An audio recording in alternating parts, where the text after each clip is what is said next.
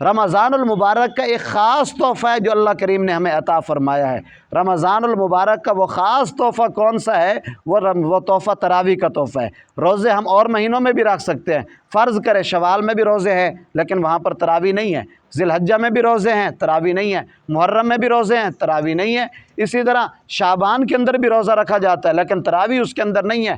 تراویح صرف رمضان المبارک کے لیے ہے۔ اس لیے کوشش یہ کرنی چاہیے، جتنی تھکاوٹ ہو، جتنا کچھ ہو، کوشش یہ کرنی چاہیے کہ اس سنت کے اوپر بھی عمل ہونا چاہیے، اس تحفے کو بھی استعمال کرنا چاہیے۔ جس طرح ہم دنیا کے اندر ہوتے ہیں نا، پھلوں کو استعمال کرتے ہیں، میاں یہ گرمیوں کا موسم کے اندر فلاں پھل ہے، مثلا خربوز ہے، کھانا تو چاہیے، موسمی پھل ہے بھائی، تو جس طرح ہم ان موسمی پھلوں کو استعمال کرتے ہیں، اسی طرح تراویح یہ رمضان کا موسمی پھل ہے۔ اس لیے اس کو بھی خوب جو ہے اس کو اچھی طرح جو ہے اپنی ہمت حوصلے کے ساتھ پڑھنا چاہیے۔ اور یاد رکھیے کہ تراویح کتنی ہے، تراویح ذہن میں رکھیے۔ اگر کوئی آدمی، میرے والد محترم رحمۃ اللہ علیہ فرمایا کرتے تھے کہ 20 رکعت تراویح ہے، 20 سے کم ادا کرے گا تو نوافل ہیں، تراویح نہیں ہے، وہ نوافل ہیں، 18 پڑھتا ہے، 16 پڑھتا ہے، 14 پڑھتا ہے، 8 پڑھتا ہے، تو یہ نوافل ضرور ہیں، تراویح نہیں ہے۔ تراویح کی سنت تب ادا ہوگی جس وقت یہ 20 رکعت تراویح پڑھے گا۔ اور ذہن میں رکھیے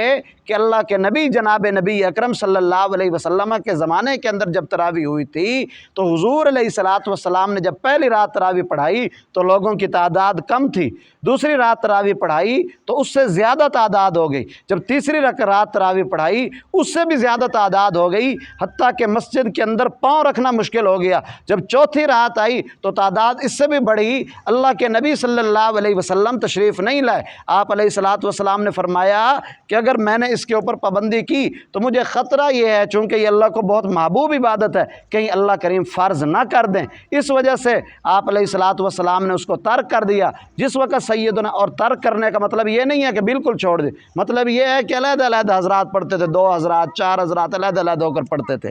لیکن جس وقت حضرت عمر فاروق رضی اللہ تعالی عنہ کا زمانہ آیا تو آپ نے سب کو ایک قاری کے پیچھے جمع کیا۔ یہ سیدنا عمر فاروق رضی اللہ تعالی عنہ کا کردار ہے۔ موجود پہلے تھی، علیحدہ علیحدہ ہو رہی تھی مسجد کے اندر، فرض کرو 4 جگہوں پر 5 جگہوں پر علیحدہ علیحدہ جماعتیں ہو رہی ہیں، حضرت عمر فاروق نے سب کو ایک جگہ کے اوپر جمع کر دیا۔ یہ کردار سیدنا عمر فاروق کا ہے۔ اور تراویح کی مقدار جو ہے، تعداد جو ہے وہ 20 رکعت ہے، پوری 12 صدیوں کے اندر، چاہے وہ حضرت سیدنا عمر کا دور ہو، سیدنا عثمان کا دور ہو، سیدنا علی کا دور ہو، سیدنا حسن، سیدنا امیر معاویہ رضی اللہ عنہما ان کا دور ہو، یا کسی کا بھی دور ہو، ائمہ مجتہدین کا، فقہاء کے جتنے بھی ادوار آئے ہیں، ذہن میں رکھیے 12 صدیوں تک کوئی ایک آدمی ایسا نہیں ہے کہ جس نے کبھی 8 رکعت تراویح پڑھی ہو۔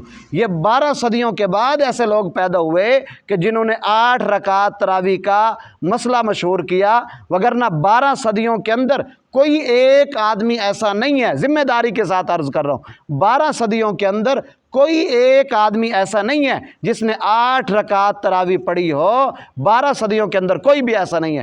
12 صدیوں کے بعد ایسے افراد پیدا ہوئے جنہوں نے یہ کام کیا۔